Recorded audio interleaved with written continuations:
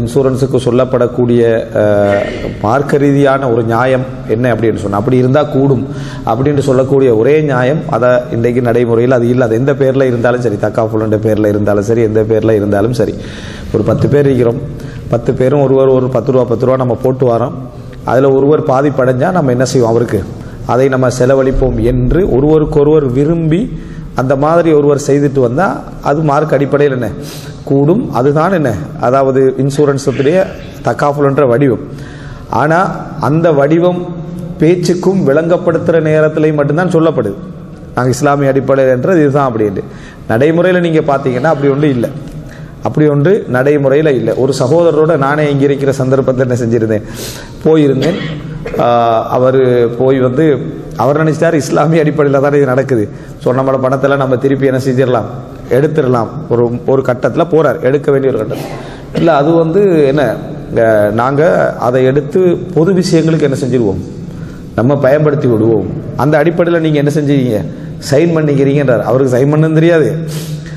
அந்த மாதிரி பொது விஷயத்துக்கு பயன்படுத்தி விடுவோம் அப்படின்னு இவருக்கு கொடுக்க வேண்டிய ஒரு தொகை சட்டப்படி மார்க் அடிப்படையில் பார்த்தா, நான் ஒருத்தர் விலகிக்கிறேன், நான் இப்படி இந்த மாதிரி 10 ரூபா போடுறதுலேயும் நான் விலகிக்கிறேன்னு ஒருத்தர் சொன்னார்னு வைங்களே, இஸ்லாமிய அடிப்படையில் என்ன சட்டம், அவர் அதை பயன்படுத்தி இல்லாது விட்டார். இதுக்கு முன்னால அவர் யாருடைய அதாவது சேமிப்பையாவது பயன்படுத்தி இல்லாது விட்டால் திருப்பி என்ன செஞ்சிடணும், கொடுத்திருக்கணும். கொடுக்காம அது வந்து நாங்கள் என்ன செஞ்சிட்டோம், ஒரு இடத்துக்கு நம்ம தர்மத்துக்காக என்ன செஞ்சுக்கிறோம், கொடுத்துக்கிறோம். என்னுடைய பணத்தை எனது விருப்பம் இல்லாமல் நீங்கள் எப்படி என்ன செய்யலாம், அப்படி கொடுத்து விடலாம் அப்படி என்று சொல்லி கேட்டதுக்கு அதெல்லாம் ஒரு பதில் இல்லை. என்ன சப்ஜெக்ட் முடிஞ்சாச்சு, போக வேண்டியதான். ஆனால் பேர் என்ன, தக்காஃபுல். விளங்கிட்டா? இந்த அடிப்படையில் தான் நடக்கிறது. மார்க்க அடிப்படையில் கூடாது, சந்தேகமே இல்லை. இன்றைக்கு அது இஸ்லாமிய பேரில் இருந்தாலும் சரி, எந்த பேரில் இருந்தாலும் கட்டமைக்கப்பட்டிருக்கக்கூடிய முறை வந்து நிர்பந்தமாக எங்கள்கிட்ட பணத்தை எடுக்கிற முறை தான். அது ஹராம், அதில் சந்தேகமே கிடையாது. ஆனால் இப்போ என்ன விஷயம்னா, கம்பெனிஸ் ஒரு தொழிற்சாலைக்குள்ள ஒரு தொழிலுக்காக வரக்கூடிய நம்ம வந்து அந்த கம்பெனியுடைய உலக ரீதியாகவே இன்றைக்கு இந்த கம்யூனிச சித்தாந்தங்கள் வந்த பின்னால அந்த ஒரு தொழிலாளியுடைய ஆரோக்கியம், அதே போல தொழிலாளியுடைய அந்த அவருடைய உடல் தேக ஆரோக்கியம், அவருடைய இருப்பு, இந்த மாதிரி விஷயங்களுக்கெல்லாம் சேர்த்து எக்ரிமெண்ட் நடக்குது. அப்போ தொழிலாளிக்கு நீ இதெல்லாம் என்ன செய்யணும், கொடுக்கணும், இடம் கொடுக்கணும், அதுபோல் அக்கமடேஷன் கொடுக்கணும், உணவு ஃபுட் கொடுக்கணும், ஹெல்த்து சம்பந்தமான விஷயங்கள் கொடுக்கணும் நடக்குது. அப்போ அது வந்து வியாபாரத்துடைய ஒப்பந்தமாக மாறுது, அவரை வேலைக்கு பயன்படுத்தக்கூடிய ஒப்பந்தமாக மாறிடுது. அப்போ அவர் கொடுத்து ஆகணும். கம்பெனி என்ன செய்யணும், கட்டாயம் அவருக்கு அவரது ஹெல்த்துக்கான ஒரு ஃபண்ட் ஒன்று என்ன செய்யணும், கொடுத்து ஆக வேண்டும். அப்படி கொடுக்க வேண்டிய எல்லாவற்றையுமே எந்த ரூட்டுக்குள்ளால வச்சுக்கிறான்டா, இன்சூரன்ஸில் தான் என்ன செய்கிறான், வைத்திருக்கிறான். இப்போ நான் வந்து ஒரு தொழிலாளியாக இருந்து கொண்டு எனக்குரிய அதாவது என்னுடைய அந்த சுகாதார ரீதியான விஷயங்களை என் கம்பெனிகிட்ட கேட்கணும்னா நான் கட்டாயம் என்ன செய்ய வேண்டியிருக்கு, இன்சூரன்ஸ்ன்றது போட்டு தான் ஆக வேண்டியிருக்கு. இந்த மாதிரியான கட்டத்தில் அவர் நிர்பந்திக்கப்படுறார். யாரு, அந்த தொழிலாளி என்ன செய்கிறாரு, நிர்பந்திக்கப்படுறாரு. அவரை நம்ம நீ எடுக்கக்கூடாதுன்னு சொல்ல முடியாது.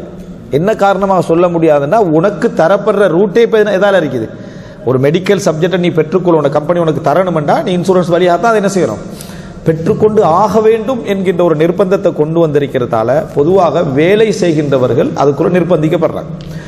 இந்த மாதிரியான நிர்பந்தங்கள் எங்களுக்கு வாழ்க்கையில் எல்லாருக்குமே இருக்குது.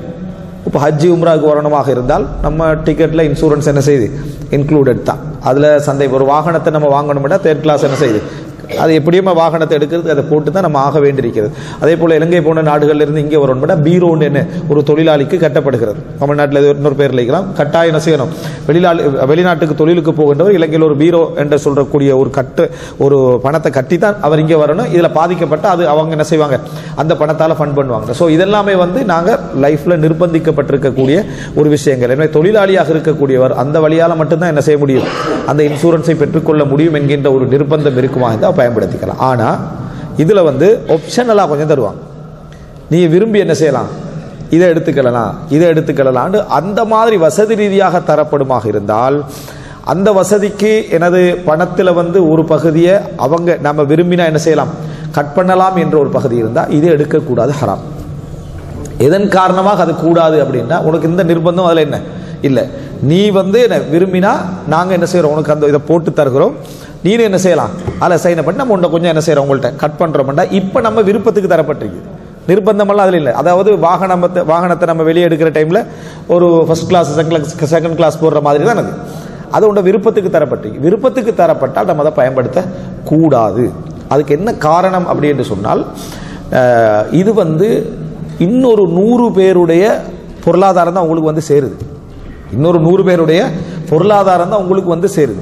இதில் கட்டியவர்கள் அனுபவித்தவர்கள் 10 வீதமோ 20 வீதமோ தான், 10 வீதமோ 20 வீதமோ தான். அப்போ இந்த மாதிரி இன்சூரன்ஸ் பண்ணக்கூடிய எல்லா கம்பெனிகளுமே அதுக்கு மேலுள்ள பெரிய கம்பெனிகளை என்ன குட்டி குட்டி கம்பெனி எல்லாத்தையும் இன்சூரன்ஸை எடுத்து பெரிய கம்பெனிகள் என்ன செய்யுது, அதை பயன்படுத்துது. அப்போ அவர்களில் இருந்து ஒரு 20-30% தான் பயன்படுத்தப்படுகிறது. மற்ற எல்லாருமே அநியாயமா என்ன அந்த பணத்தை கட்டிட்டு மொத்தம் போயிடுறாங்க. வேற எந்த பிரயோசனம் என்ன அவர்களுக்கு இல்லை. அந்த பணம் தான் உங்களுக்கு என்ன செய்யுது, தரப்படுகிறது. அப்போ அது அநியாயமா இல்லையா? அப்போ அந்த அநியாயமான பணம் நீங்க நிர்பந்திக்கப்படுகிற நேரத்தில் உனக்கு தர வேண்டிய உரிமையை இந்த ரூட்டால மட்டும்தான் தருவேன் என்று சொல்லப்படுகிற நேரத்தில் மட்டும்தான் நீங்க என்ன செய்யலாம், நிர்பந்தமாக பயன்படுத்தலாமே தவிர மற்றபடி என்ன செய்யக்கூடாது, பயன்படுத்தக்கூடாது. இதான்